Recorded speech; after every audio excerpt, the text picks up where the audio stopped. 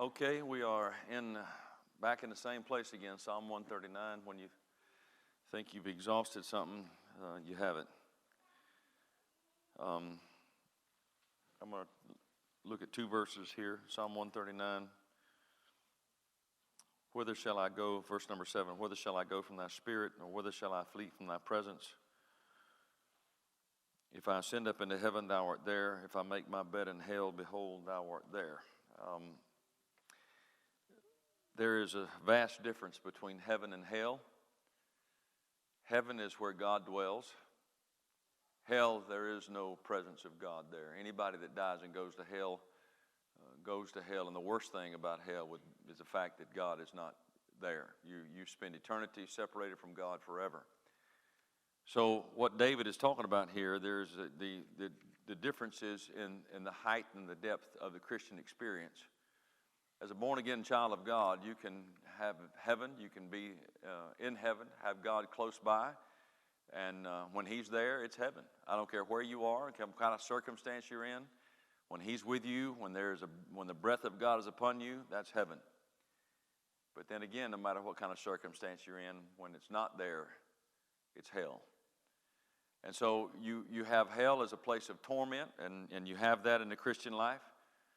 You are in places in your life and mine where we get to the depths of almost despair in the Christian life. We feel like God has forsaken us. That's hell.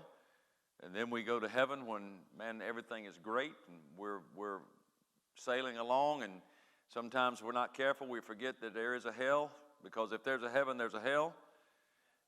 Man says, my marriage is nothing but heaven. That's impossible. If there's a heaven, there's a hell. If you have great times, you have bad times. But see, a lot of times I find in people's lives that they've been in hell, and then they go to heaven, they forget that hell is still waiting on them in the Christian experience. Because no matter how good you got it, you're going back to that place again. So he's talking about these opposites that we experience in the Christian life. Sometimes we feel like we're close to God and justified and cleansed, and boy, we're walking with the Lord and fellowship with the Holy Spirit, and we don't have a doubt. And all of a sudden you go to hell and He's not there. You can't feel Him, and you feel condemned. But you can't go by your feelings.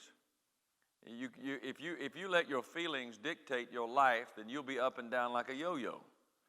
So he's talking here, and he says it in verse number 7, whether shall I go from thy spirit, or whether shall I flee from thy presence?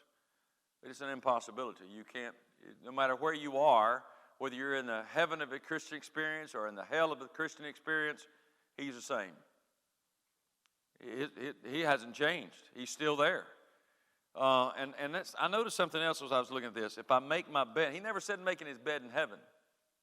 He said if I make my bed in hell. That means sometimes, I don't know about you, but in my Christian experience, I spend more time in hell than I do in heaven. So we just made us a bed there.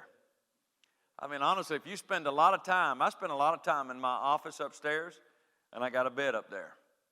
And so that's it. The point is, David is telling us here, this is reality. This is where people live.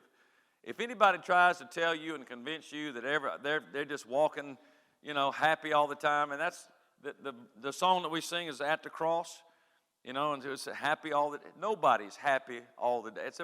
That's made for a good rhyme in the song, but it's not reality. So we experience heaven, and I'm thankful for those times. And we experience the hell, and you know what? The hell makes the heaven that much sweeter. But here's the thing we can know, beyond a shadow of a doubt, no matter where we are, He's there. Because He's promised He'll never leave us nor forsake us. And we can bank on that. And David knows he's experienced this. He's already been to this place. Wherever I go, He's promised He'll be there. And by faith, I trust it that He's there. So we have church in the morning, Sunday school, 10 o'clock. Thank you for coming.